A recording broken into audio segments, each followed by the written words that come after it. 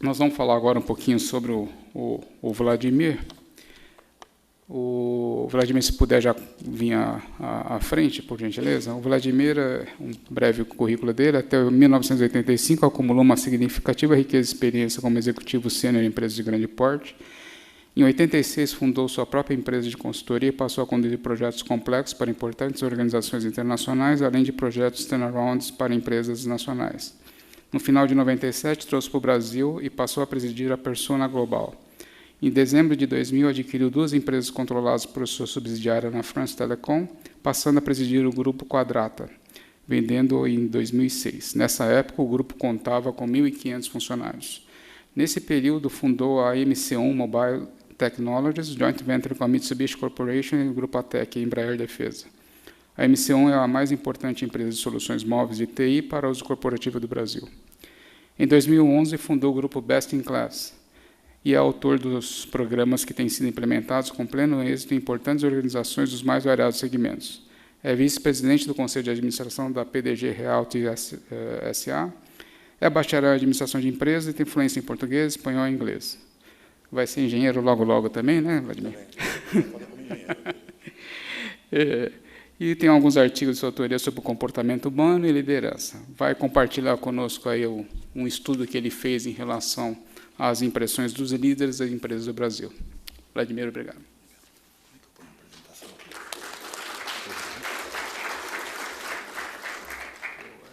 Eu queria, mais uma vez, fazer um agradecimento especial aos meus amigos Lafraia e Kenzo, do Instituto de Engenharia, que nos salvaram. Nós queríamos fazer esse evento esse ano, e eles acabaram arrumando um jeito de viabilizar, e a gente já nem acreditava mais que ia dar tempo, mas eu acabei conhecendo aqui o verdadeiro conceito de colaboração, né, e de parceria. Não só Kenzo, Lafraia, mas o Fernando, que nos ajudou bastante, o Tiago, que está aqui do nosso lado, que nos ajudou bastante, a Sueli, a Isabel e a Marcela, que eu perturbei bastante, porque precisava das listas, saber quem é que tinha assinado que viria, quem não viria, né? Também não poderia deixar de agradecer ao meu amigo José Carlos, que, quando a gente resolveu fazer a primeira pesquisa, nós acabamos encontrando na nossa frente um desafio enorme, que é como é que a gente vai conseguir tabular 600 frases, mais ou menos, texto aberto, né, sem carregar o nosso viés, né, olhar cada frase e falar, bom, essa parece com essa, então acho que isso significa aquilo, né? E ele coordenou um grupo com 2 professores que, infelizmente, não puderam estar aqui conosco, que é o professor Afonso e o Penoff, e que realizaram um brilhante trabalho de cartografia, né, e que resultou na tabulação, para nós, que era o desafio, de um enorme grupo de frases que foram sendo reduzidas, que era o nosso objetivo para poder trazer a vocês uma conclusão consistente, né?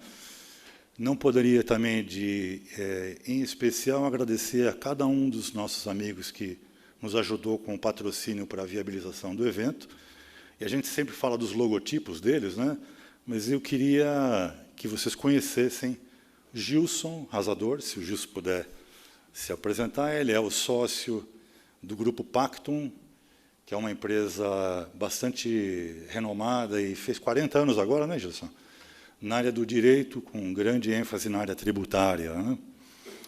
Os nossos amigos Luciano e Elias estão por aqui, que são os sócios da ADN Tecnologia, uma empresa especializada não só em software, também como gestão de recursos de tecnologia da informação, uma empresa que tem um pé na Bahia e um pé aqui em São Paulo, mas presença nacional, né? E o meu mais novo amigo da Mark Blindagens, cadê ele?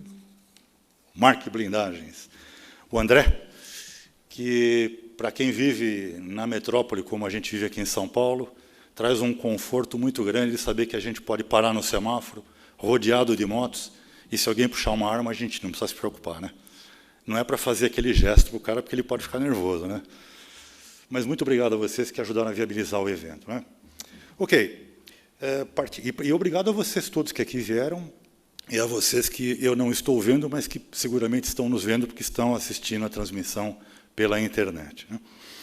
Ok. Qual foi, então, o nosso primeiro pensamento? Nós imaginamos, mais ou menos em julho, agosto desse ano, perguntar para os CEOs das empresas quais eram os itens que mais os preocupavam.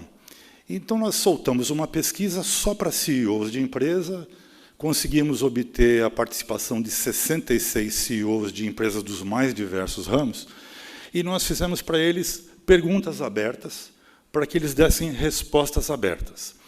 A primeira pergunta que nós fizemos para eles foi: no seu dia a dia como CEO, do que mais você sente falta? A gente queria entender como é que é aquele mundo, que a gente já sentou nesse mundo por alguns anos, eu e alguns colegas do grupo Best in Class, e vocês também, sentar desse lado da mesa, mas como a gente está afastado e o mundo está numa transformação violenta, a gente queria saber, nesse momento, do que é que ele mais sente falta no dia dele como CEO, né? E as respostas, que foram as que deram maior cartografia, ou seja, as respostas mais compartilhadas, tabuladas, foram: 13% dessas pessoas, desses CEOs, disseram que eles precisam de informações precisas. 21% delas disseram que precisam de mais comprometimento, mais motivação das pessoas com as quais trabalham. 20% disseram que sentem falta de conversas com pares. Eu até convidei um amigo, o André Kaufmann, está aqui o André? Está aqui? Que se dedica a fazer isso na vida, né, André? Juntar as pessoas para que eles possam conversar com pares num ambiente absolutamente descontrolado, sem nenhum tipo de censura, né? Eu estou com dificuldade só para localizar a cor aqui. 14% dizem que sentem falta de atualização e treinamento. 17% preparo técnico e profissional da sua equipe. Outros equivaleram a 15% ou 13%, eu não estou diferenciando a cor. O que significa que os top 5, ou seja, os 5 itens que mais preocupam são comprometimento, motivação, conversas com pares, preparo técnico e profissional da equipe, informações precisas e atualização e treinamento. Nós escolhemos esses 5 itens porque eles, somados, representavam pelo menos 85% do total de respostas dadas, ou seja, o grosso está sintetizado nesses 5 itens. Um grande número de respostas que não tiveram, ou foi uma apenas, ou só 2, não tiveram uma grande participação, estão agrupadas naquele volume outros. Ok? Aí a segunda pergunta que nós fizemos para esses CEOs foi: como CEO, quais são as principais decisões que você gostaria de tomar, se pudesse, ou assim que puder? Nesse momento, a gente queria entender como é que está a vida do CEO na atualidade, como é que está o grau de autonomia dele. Será que a autonomia do CEO da multinacional é igual à autonomia do CEO da empresa familiar, se o CEO não for o sócio da empresa? Então, a gente queria entender o que ele gostaria de decidir se ele pudesse, ou assim que ele puder. O assim que ele puder nos dá a liberdade de entender o que ele gostaria, mesmo que ele não fosse o CEO. Okay? Então, veja só que interessante. O primeiro item, o mais votado, o que é mais compartilhado pelos CEOs, é: eles adorariam investir em tecnologia, pesquisa e desenvolvimento e digitalização.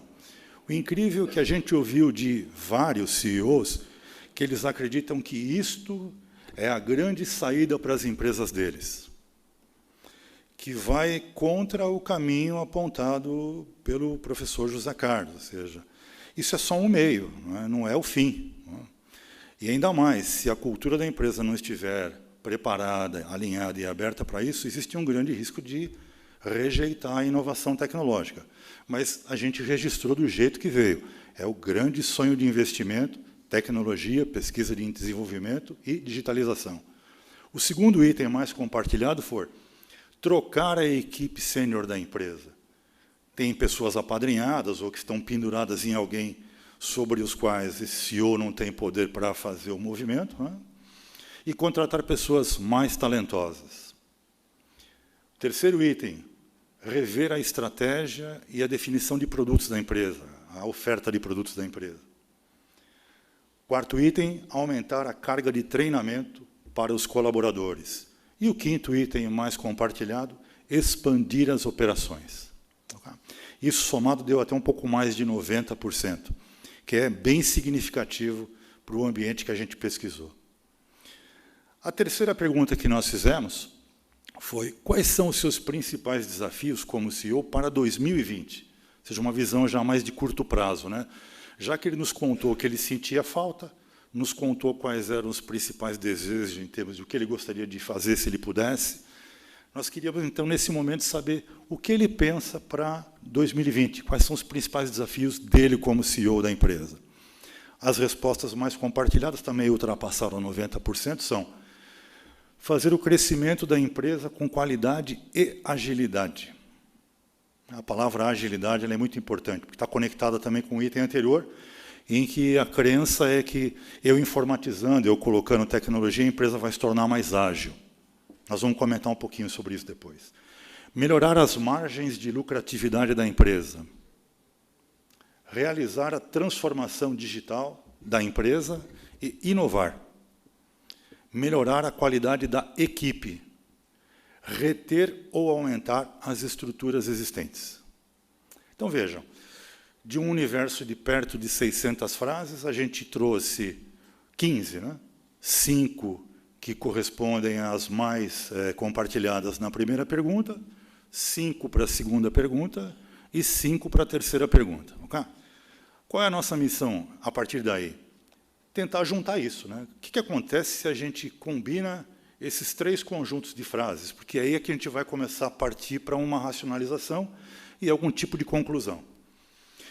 Antes que eu me esqueça, quando vocês forem sair, vocês receberão um caderno muito bem impresso, produzido pela equipe do Instituto de Engenharia, com o detalhamento de tudo isso que nós estamos mostrando para vocês aqui. É só um resumo, não é?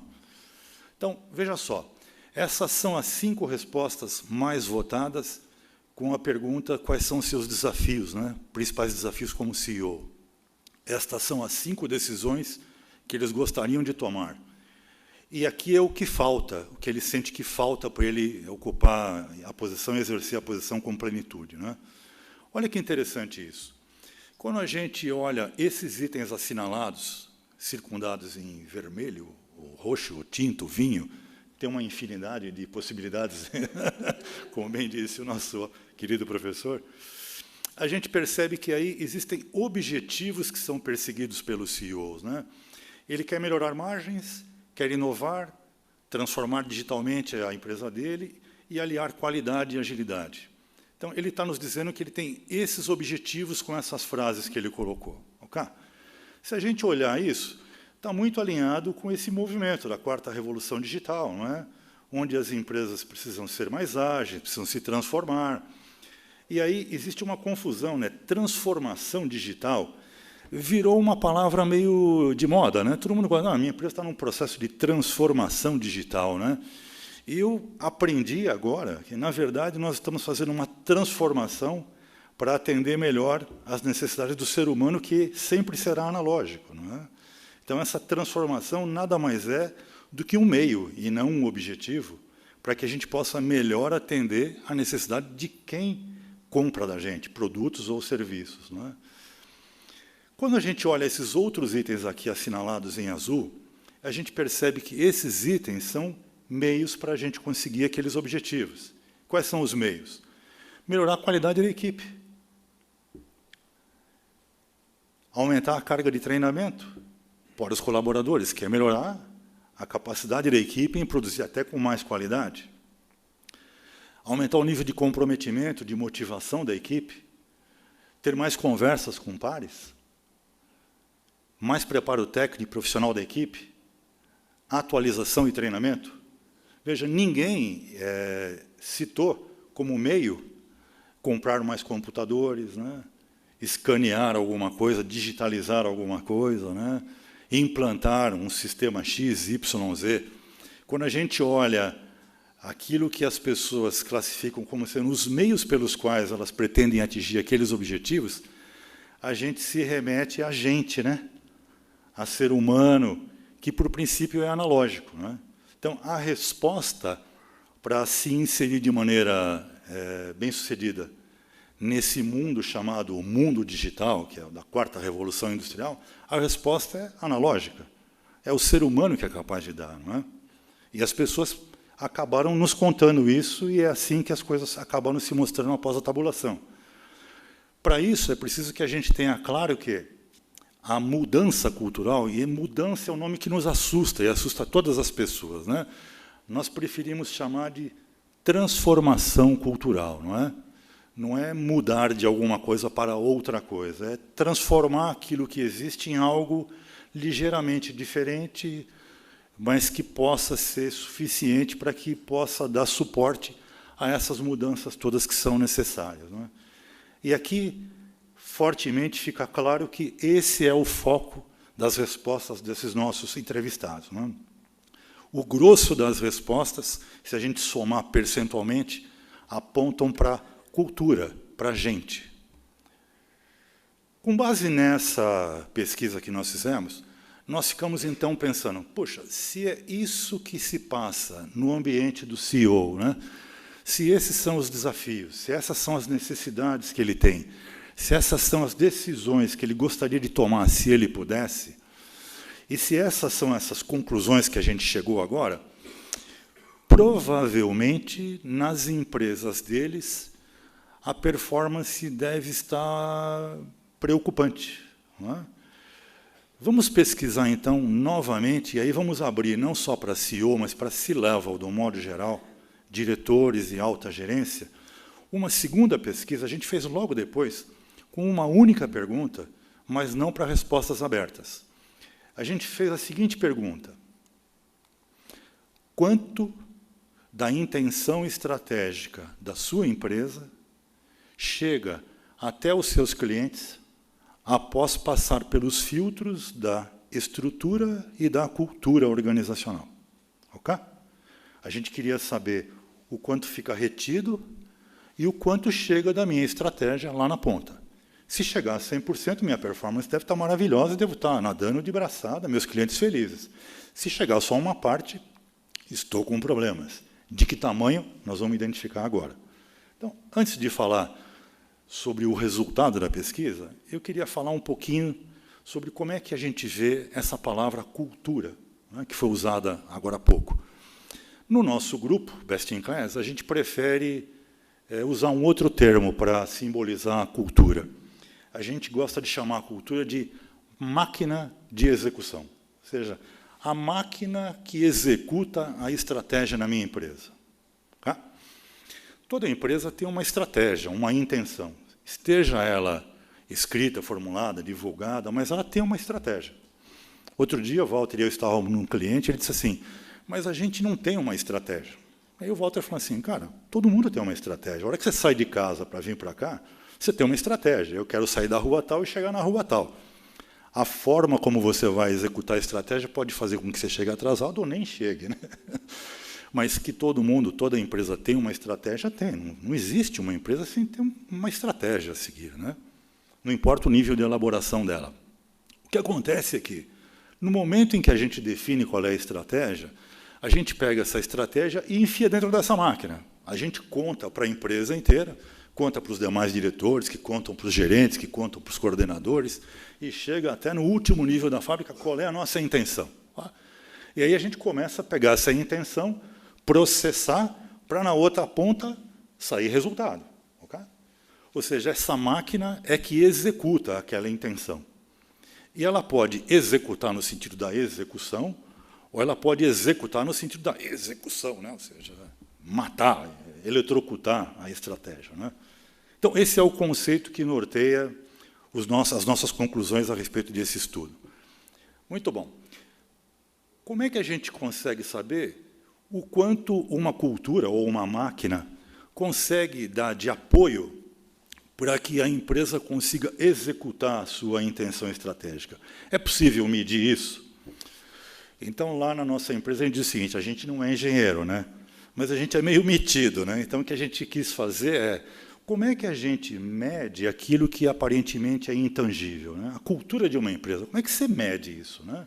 Como é que você consegue saber o quanto que essa cultura oferece de apoio para que a empresa consiga ter e sustentar alta performance? Então, a gente recorreu à neurociência, alguns amigos do exterior, e eu gostaria de citar o professor Dr. Paul Zak, que é um neurocientista muito conhecido, esteve no Brasil há 2 anos atrás, o Simon, inclusive, foi o mestre de cerimônias e organizou os debates.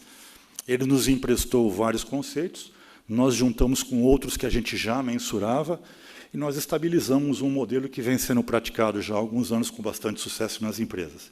Esse modelo é mais ou menos o seguinte: uma cultura que deseje oferecer suporte para a obtenção de alta performance deve se alicerçar na confiança.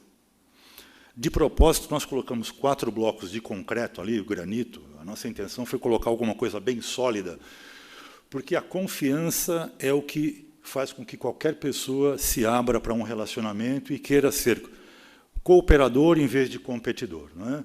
Trabalhar em equipe do que ao invés de forma individual.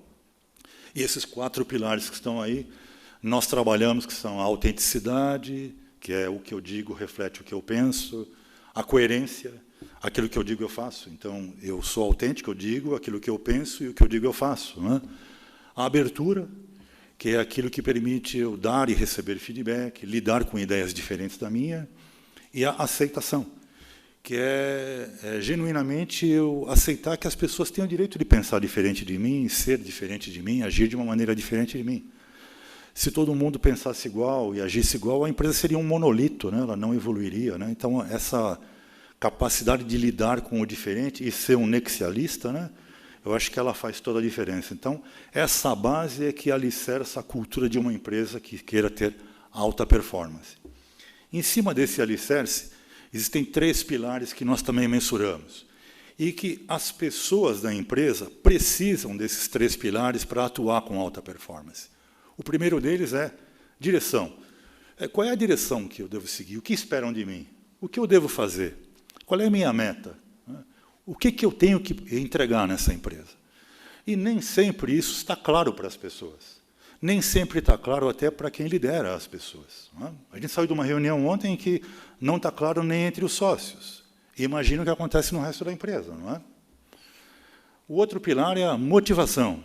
As pessoas, além de precisarem saber para onde elas devem caminhar, elas precisam sentir que existe um motivo para elas agirem nessa direção. A palavra motivação é motivo para ação. Qual é o motivo que eu tenho para caminhar nessa direção que você me mostrou que é que eu devo seguir?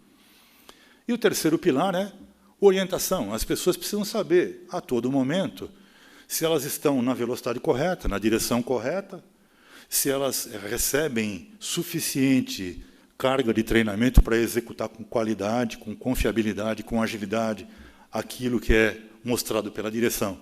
Então, se as pessoas têm esses 3 elementos e é assentado sobre uma base de confiança, em tese, a gente tem uma cultura de alta performance. Você tem todos os elementos para obter alta performance, exceto quando a gente considera esse item, que não é estruturante, ele é desestruturante da cultura organizacional, que é o estresse, né?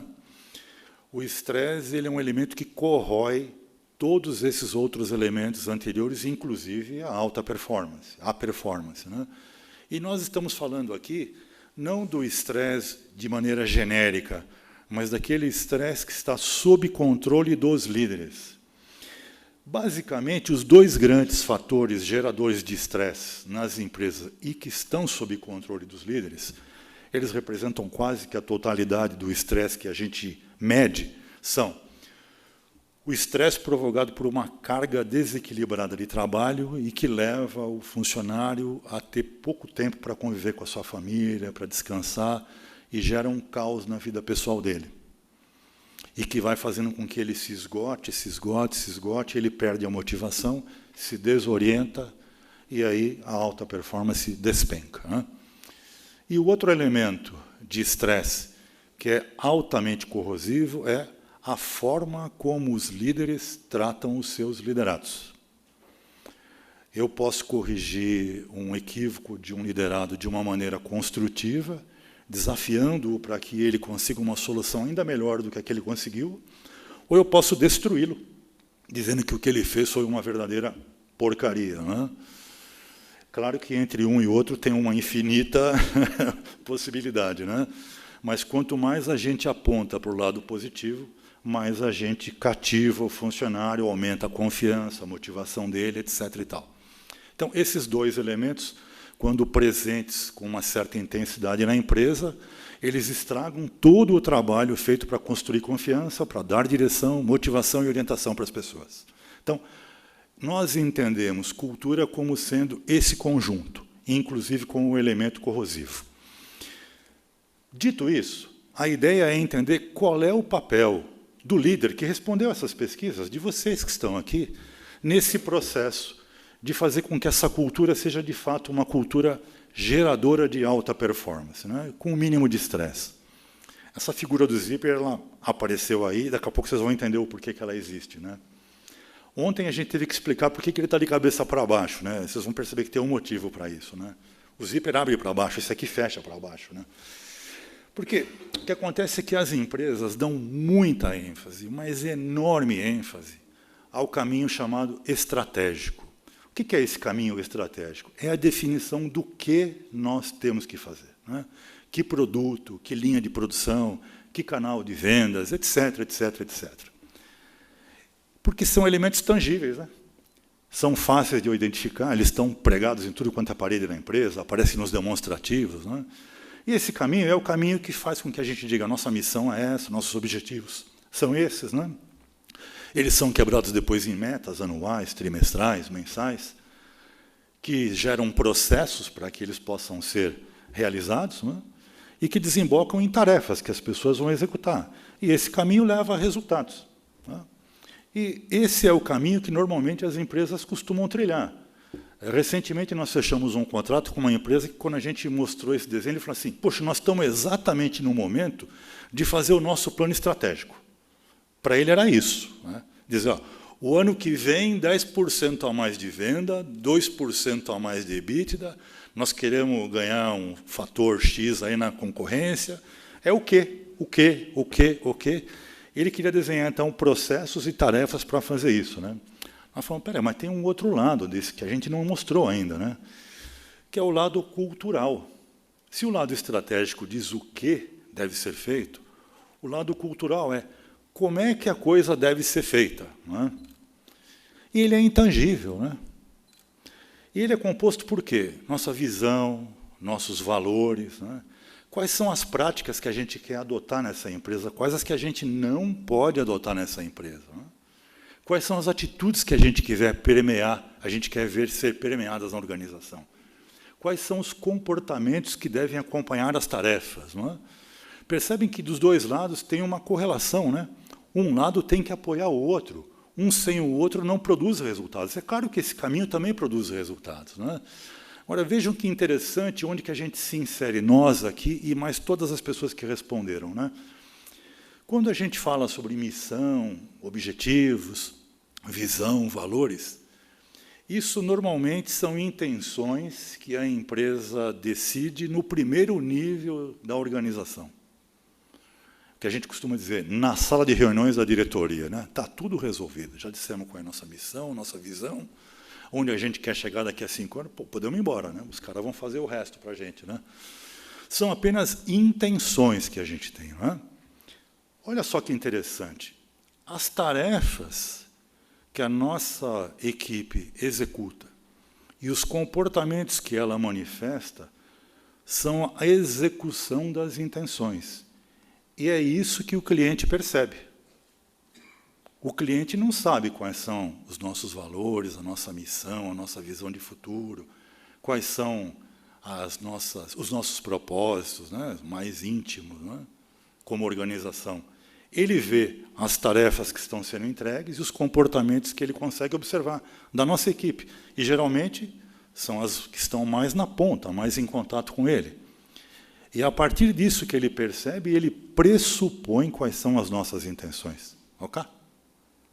Obviamente, o que a gente foi atrás com essa pesquisa que nós fizemos, essa segunda pesquisa com os CEOs, foi descobrir qual é o gap que tem entre a intenção e aquilo que chega no cliente. Lembra da pergunta que a gente fez? Quanto da estratégia da empresa chega até os clientes depois de passar pela estrutura e pelas engrenagens da máquina, que é a cultura organizacional. Ok? Olha que interessante. Se, por um lado, a gente olha para essa quarta revolução industrial, né, que nos diz que a competição é assimétrica, né? Pequenos concorrem com grandes, né? Exemplo, Netflix concorrendo com Blockbuster, né? Destruiu Blockbuster, né? Mas ela também é multissetorial, né? Um setor diferente invade um outro setor e ganha dele. Airbnb não é uma rede de hotéis, mas faz um buraco desgraçado na rede hoteleira, né? E, além disso, essa quarta revolução traz um componente que é a alta velocidade nas mudanças, né? Que exigem muito mais da liderança.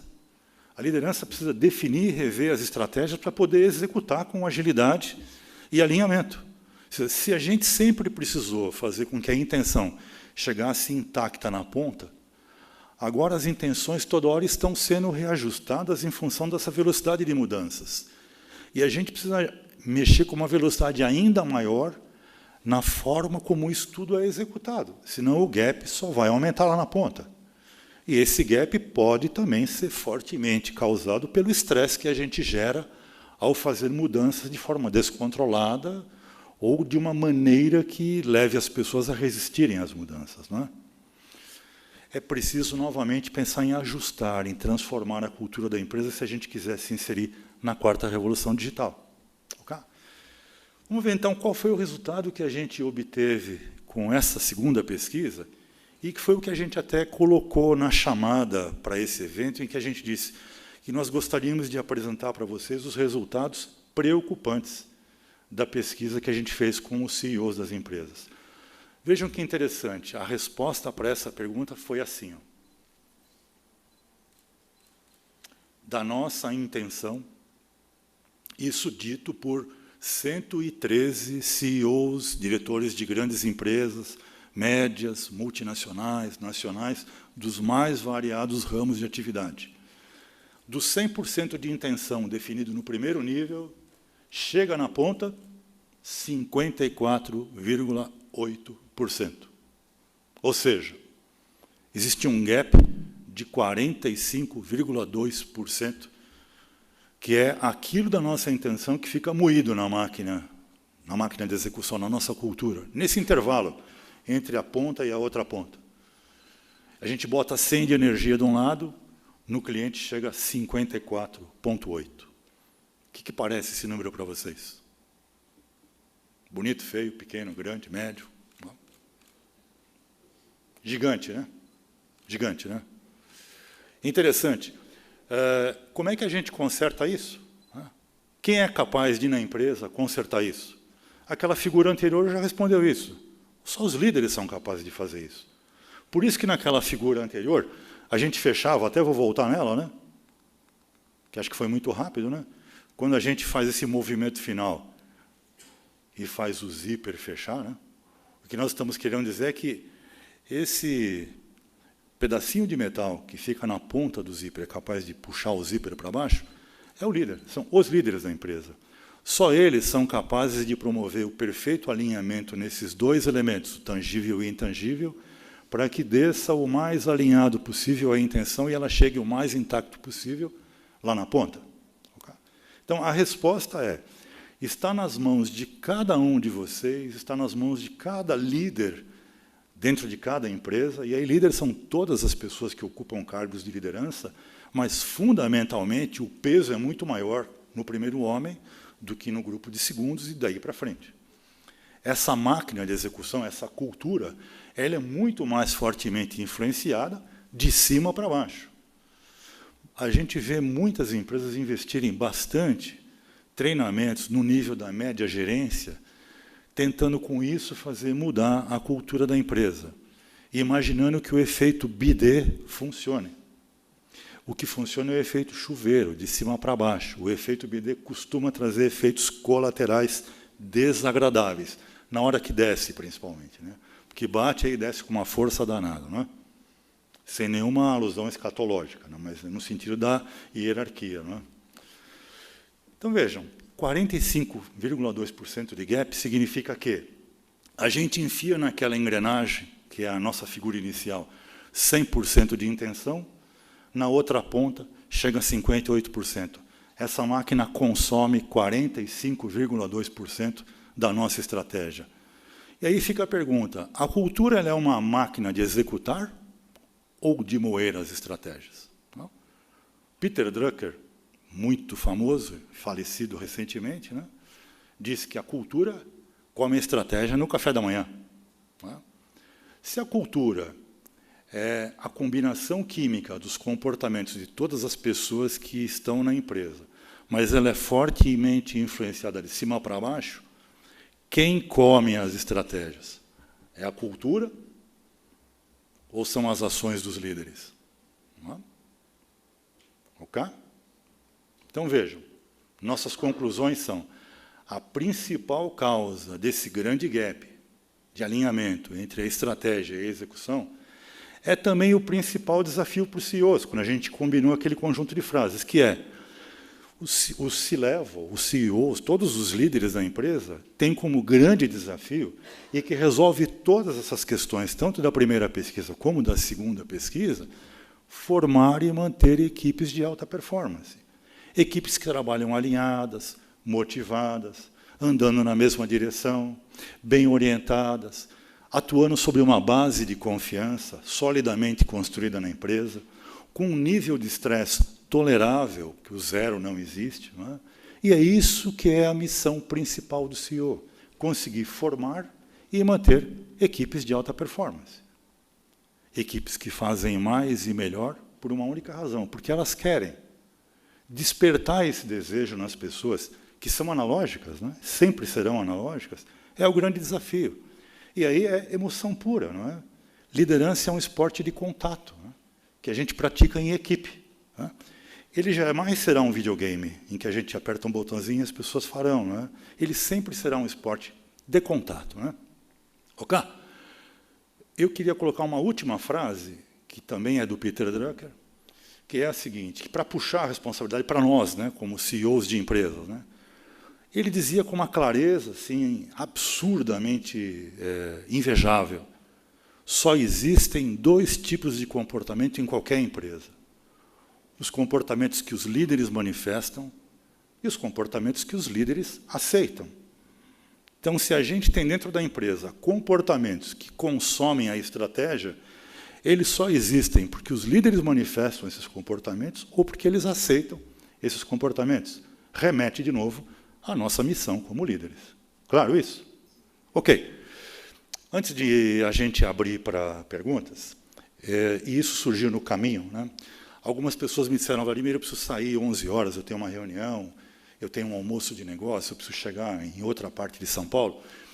Eu falei, puxa vida, se a gente começar a sessão de perguntas agora, provavelmente quem não tem pergunta e perceber que tem várias, vai começar a sair. Né? A gente podia tornar produtivo esse ambiente em que a gente tem um seleto grupo, pequeno e seleto grupo de pessoas que ocupam posições privilegiadas nas empresas, e fazer a vocês o convite para vocês responderem a 2 perguntas para a gente, e para isso a gente entregou uma folha de papel para vocês com primeira pergunta, segunda pergunta e comentários. Né? Surgiu na última hora, meu amigo Kenzo correu lá, produziu. A ideia é a seguinte, já que todos nós aqui temos experiência empresarial, o que eu gostaria de pedir a vocês é, rapidamente, 2 minutinhos, 3 minutinhos, coloquem suas respostas para as seguintes 2 perguntas. A primeira pergunta é, quais são os desafios e obstáculos que nós precisamos enfrentar ou superar para conseguir isso, ou seja, equipes de alta performance, execução plena da intenção. Quais são os desafios e obstáculos que a gente acredita que existem nas nossas empresas e que precisam ser removidos ou vencidos? E logo depois me digam, que ações vocês acreditam que podem ser adotadas para remover esses obstáculos ou superar esses desafios? Então, 1 ou 2, 3 coisas que vocês acham que são desafios ou obstáculos que precisam ser vencidos ou removidos. E embaixo, que ações vocês acreditam que devem ser adotadas para superar os desafios? Depois que vocês responderem, vamos fazer isso agora, eu vou pedir para vocês levantarem a mão, quem já respondeu. O pessoal do grupo Best in Class, meus sócios estão aqui com a gente recolhe.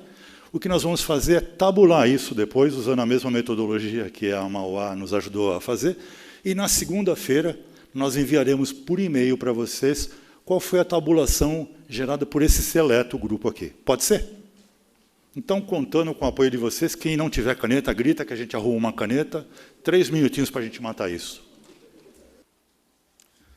Nosso amigo Kenzo, brilhantemente, como sempre, fez um lembrete. Nós temos pessoas que não estão aqui presentes, nossos colegas internautas, né?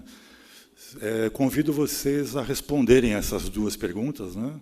A primeira pergunta é quais são os desafios, obstáculos que você vê para que na sua empresa ocorra a formação de uma equipe de alta performance capaz de zerar ou minimizar esses gaps.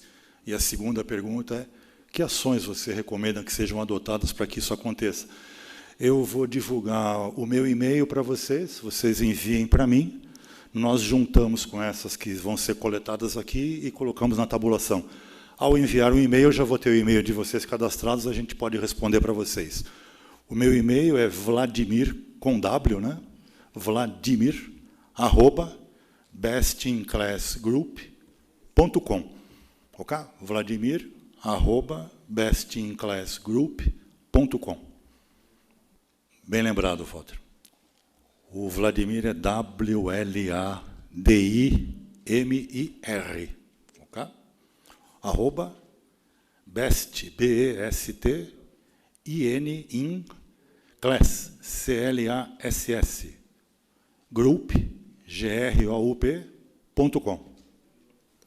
Muito bem, tem duas perguntas que eu recebi aqui.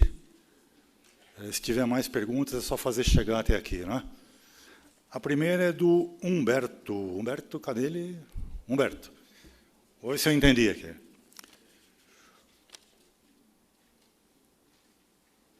Não entendi. Como as empresas, é isso? Quer fazer a pergunta?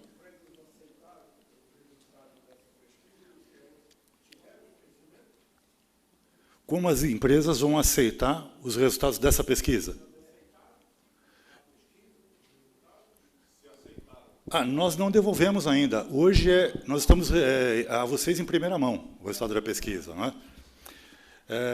Eu aprendi muito cedo que com feedback a gente não briga, né? Mas a gente sabe que vai incomodar, né? Está aqui o Leonardo? Léo está aqui? Léo, né? Ok. Então não posso falar nada. Porque lá a gente divulgou ontem, né, o resultado do gap na empresa, né? Mas não vamos contar nunca para quem é, né? E nem quanto que era. Mas, assim,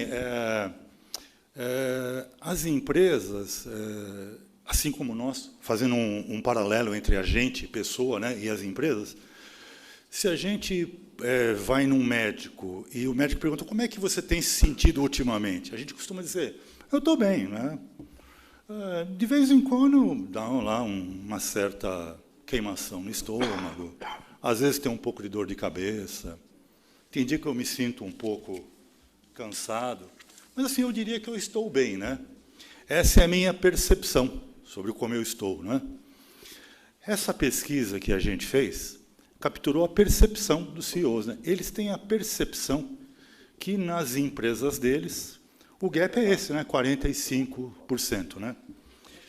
A gente aplica um instrumento informatizado em toda a empresa. E o que a gente pode afirmar para os CEOs é o gap é bem maior que esse. Né? Quando o médico fala, você acha que você está bem? Vamos fazer o seguinte, me faz esses exames de sangue, esse de urina, esse de fezes, esse eletrocardiograma, eletroencefalograma, a hora que ele chega, você fala, cara, tem uma notícia boa e uma notícia ruim para te dar, não é verdade? É isso que acontece, né? Essa percepção que a gente capturou, mesmo que as empresas falam, pô, mas na minha empresa não é assim. Ok, vamos medir na sua empresa? Medir com instrumento mesmo? Eu garanto para você que provavelmente é maior. Ok? Respondido? Segunda pergunta Por favor, fique à vontade.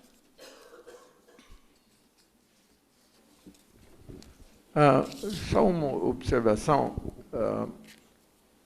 Eu trabalho com consultoria de empresas. O senhor não acha que muito parte desses resultados da vossa pesquisa, ela está fundamentada na falta de capacitação dos líderes ou das grandes empresas? Eu sinto muito.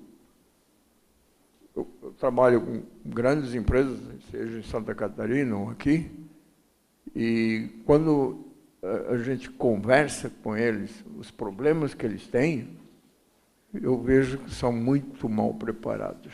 Okay. E aí eu acho que isso leva muito, não sei, é a minha percepção, leva muito a danos para a empresa, para motivar, orientar, porque eles não têm capacidade. Eu vejo que o senhor falou muito bem, treinamento é uma coisa fantástica, que tem, mas e não são pequenas empresas, eu não vou citar, mas são grandes empresas, até internacionais.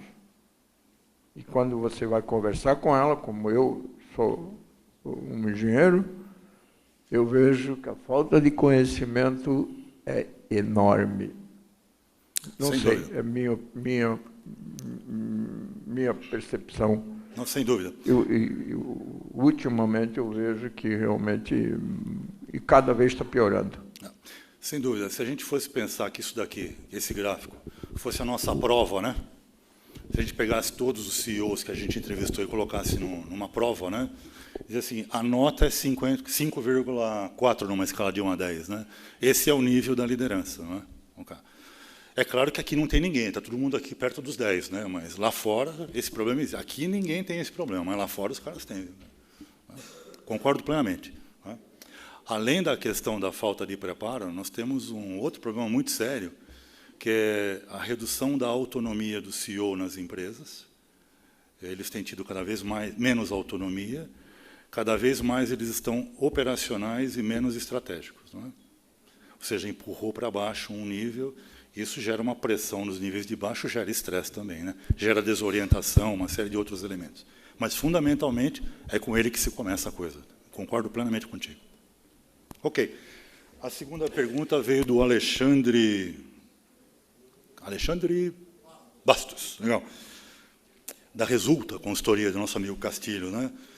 No material detalhado, teremos o segmento das empresas trabalhadas? Não, nós, de propósito, não abrimos nem região, nem segmento.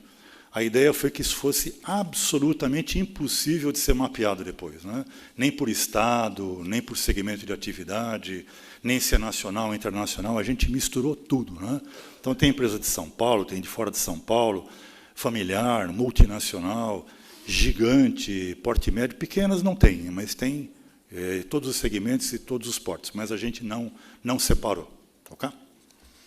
Terceira pergunta do Luiz. Luiz da ETC, Engenharia. Cadê o Luiz? Ok. Luiz, estamos com um problema. Procura quem? Não é você, né? Se tiver algum problema, não procura por você, é isso que você falou? Luiz, você perguntou, como estas perguntas podem melhorar competências de mercado para os jovens? É isso? Ok. Preciso pensar para responder, não tenho uma resposta pronta. Não. O que a gente acredita, Luiz, é que o que a gente vê no CEO, nos diretores das empresas, nos líderes com os quais a gente trabalha, né, é o que existe para a quase totalidade das pessoas vivas, né, que é a falta de conhecimento de si próprio. Né. As pessoas, até o final da adolescência, têm mais ou menos definido o seu padrão comportamental, sua personalidade. Parte disso veio por herança genética e parte disso a gente aprende com o que a gente viveu, a nossa criação. Né? E, a partir daí, o ser humano se torna um ser de hábitos, né? Um ser de comportamentos que se repetem de forma inconsciente.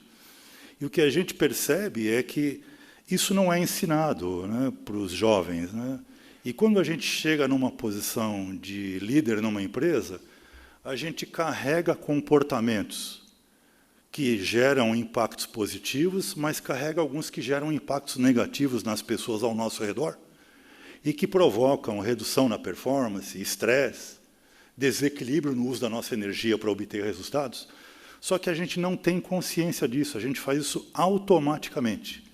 E, para piorar, no caso do C-Level, são raras as pessoas na empresa que contam para ele que isso acontece, que isso incomoda. Para eles, enquanto eles não souberem, está tudo bem, o que não significa que esteja. Então, se eu acho que tem alguma coisa que isso pode ensinar e aumentar a performance dos jovens, é se a gente, de alguma maneira, nas escolas, pudesse fazer as pessoas pensarem um pouquinho mais em termos de autoconhecimento. Que impacto eu provoco nos outros, né?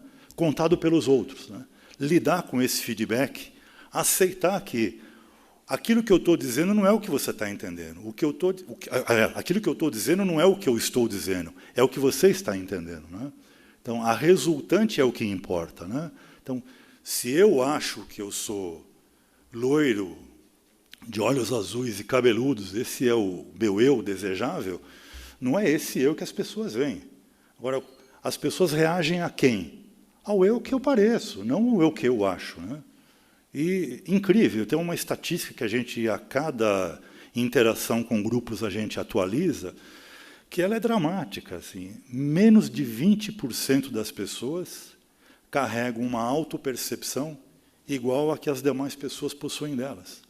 Mais de 80% de nós carregamos uma autopercepção diferente do que as demais pessoas têm de nós. Então, acho que essa questão, acho que ela é crucial para que o jovem, quando chegar num casamento, ou quando ele chegar numa relação de liderança, né, ele saiba conviver e entender os impactos que ele provoca nos outros, ter a humildade de receber feedbacks e corrigir aquilo que está causando danos, efeitos colaterais.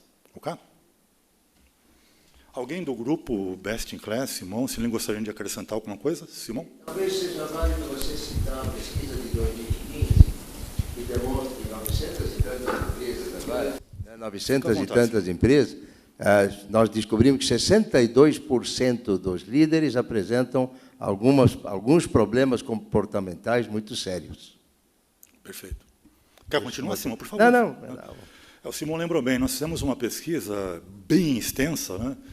E mais de 65% dos líderes das empresas, isso dito por todas as pessoas das empresas, né, apresentavam comportamentos desequilibrados, ou seja, na busca da realização dos objetivos, eles exageravam na dose de cobrança ou de energia, se tornavam tiranos, se tornavam déspotas, se tornavam coronéis das suas equipes, né, ou exageravam na busca da complementação do seu próprio ego, né, se transformando em vedetes, em pavãos, etc. E tal.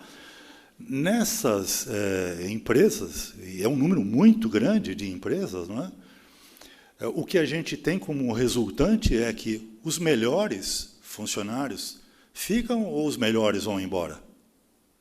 Os melhores não precisam passar por isso, não precisam aguentar um chefe desse jeito, né?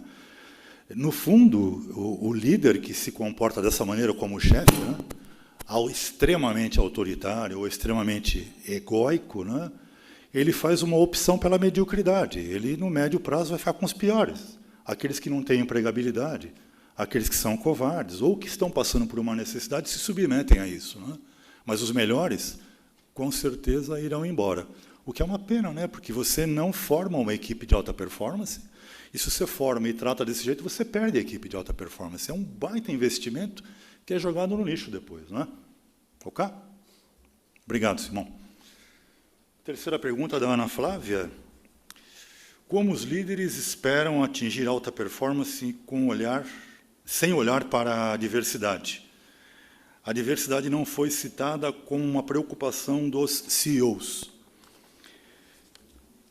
Olha, eu não sei te dizer se isso existe na cabeça dos CEOs ou não existe. A gente não obteve essa resposta, né? Ontem a gente estava conversando com um grupo de sócios de uma empresa e um dos sócios é negro. E ele contou um caso que aconteceu com a filha dele, que estuda num colégio onde, coincidentemente, eu estudei quando eu fui. Na época se chamava ginásio, né? Hoje tem outro nome. Estou denunciando já a faixa etária da gente, né?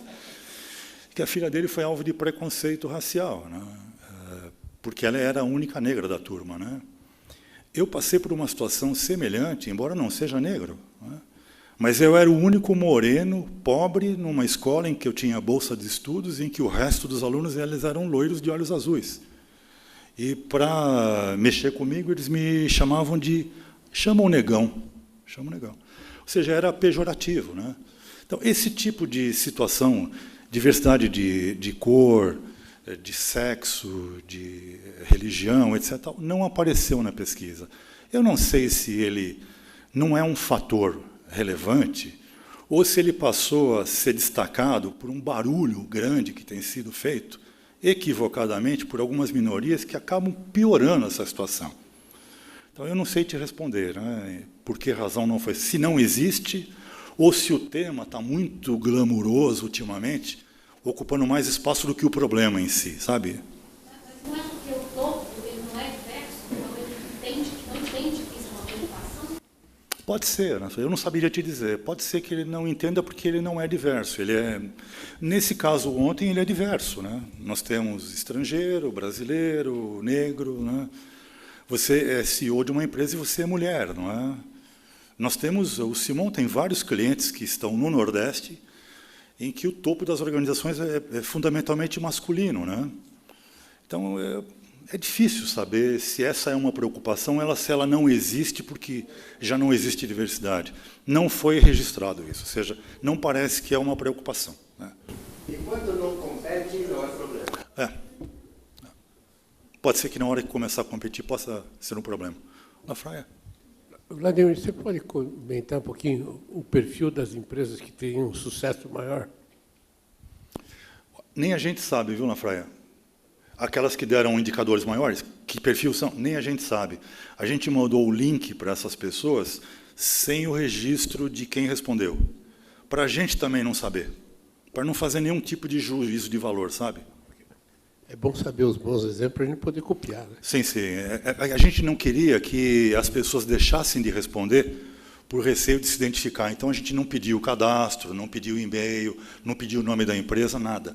A gente mandou o link para um grupo de pessoas que a gente conhece, que são do nosso relacionamento, prospects também, e, na medida em que eles respondiam, a gente foi aceitando as respostas, né? A gente sabe que tem muita indústria, tem bastante empresas do varejo, tem bastante empresa de tecnologia da informação,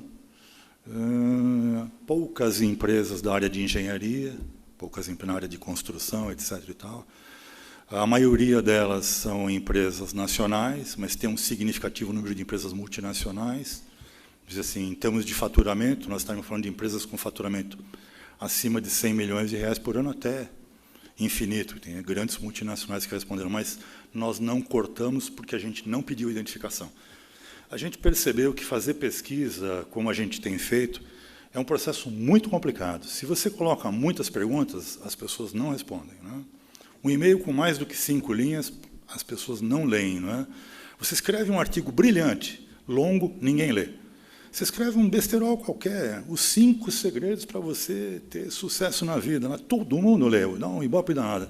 Então, a gente tem muito receio de não receber resposta porque está identificando, porque a pesquisa é completa. Ok? Mais uma pergunta, a última, da Julieta. Julieta Nogueira. Cadê a Julieta? Ali. Como trazer mais CEOs para esse tipo de evento? Olha, esse especificamente, né, a gente sabe que nós fizemos num momento que não é o momento mais adequado, né? Nós recebemos muitos retornos de CEOs que disseram, olha, lamento, mas esse é o mês que a gente está indo para Miami, ou lá para o México, ou lá para a Argentina, ou para não sei onde, porque é a reunião do board, a gente está fechando os números do ano, discutindo metas do ano que vem, ou o nosso grupo todo está reunido em Campos do Jordão, ou em Itu, porque nós estamos fechando os números. Não é a melhor época do ano, né? Talvez, se a gente tivesse feito como a gente imaginava originalmente, na primeira quinzena de novembro, a gente tivesse um número maior de pessoas, né?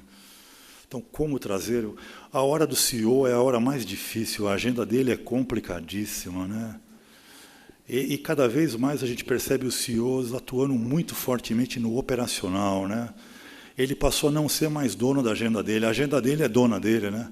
Porque como é que está a sua agenda para amanhã? Não sei, cara. Eu vou ter que olhar, ou seja, a agenda é que diz para onde ele tem que sair correndo, né?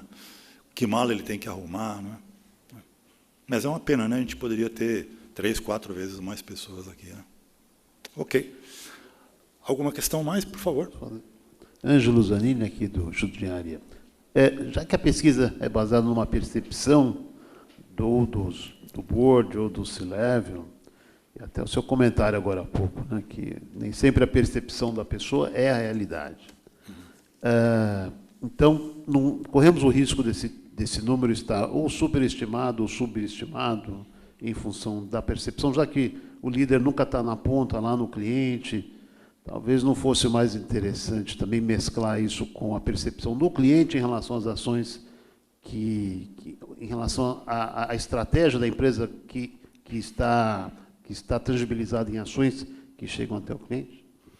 Pode ser. Eu acho que, se me permite, nós temos um colega aqui que é especialista nessa leitura externa, que é o mercado, que é o Paulo, né? Se eu te coloco numa fria, se eu pedir para você responder, porque internamente a gente sabe a resposta. A gente sabe que a resposta do primeiro escalão é diferente da do segundo, que é diferente da do terceiro. E quando você pesquisa a empresa inteira, fica mais baixo ainda, né?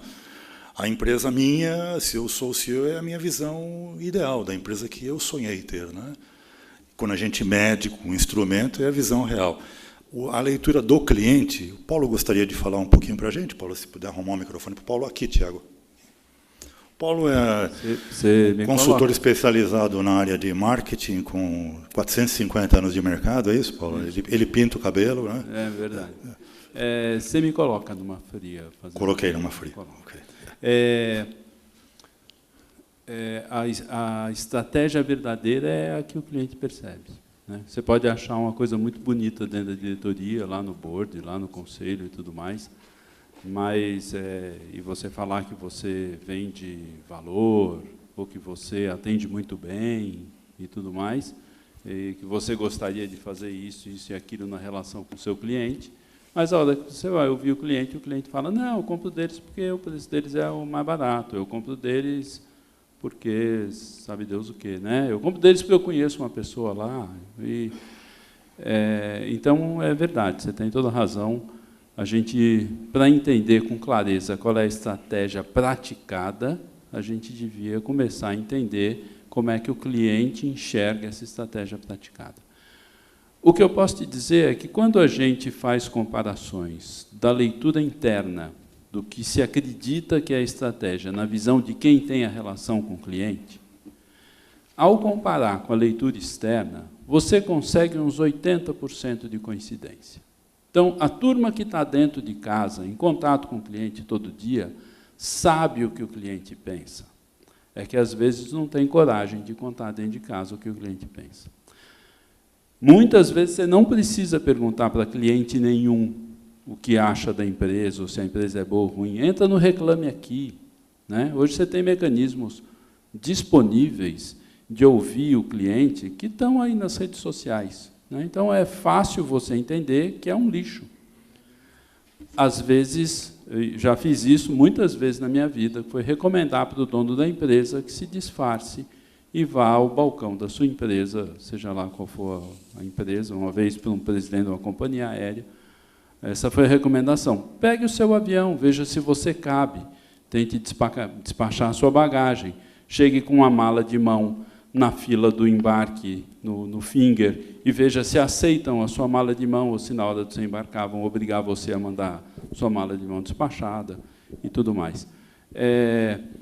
A turma dentro de casa sabe uns 80% do que entrega e do que comete de bom e de ruim na relação com os clientes.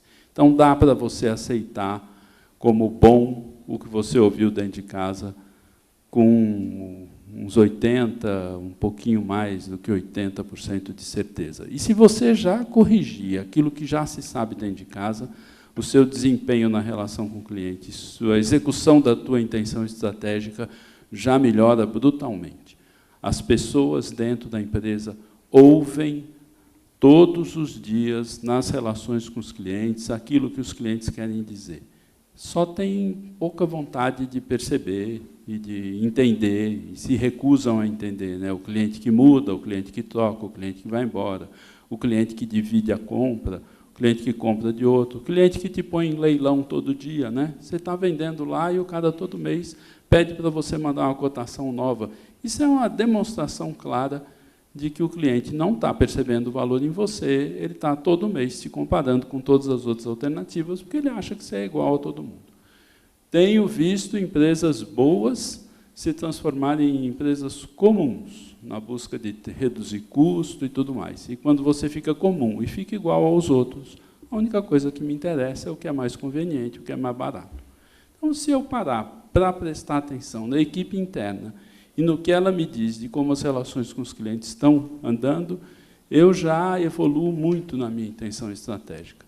Se eu quiser refinar isso fortemente e saber com clareza quanto está saindo da intenção, chegando lá, ouvir os clientes é o melhor caminho, sem dúvida.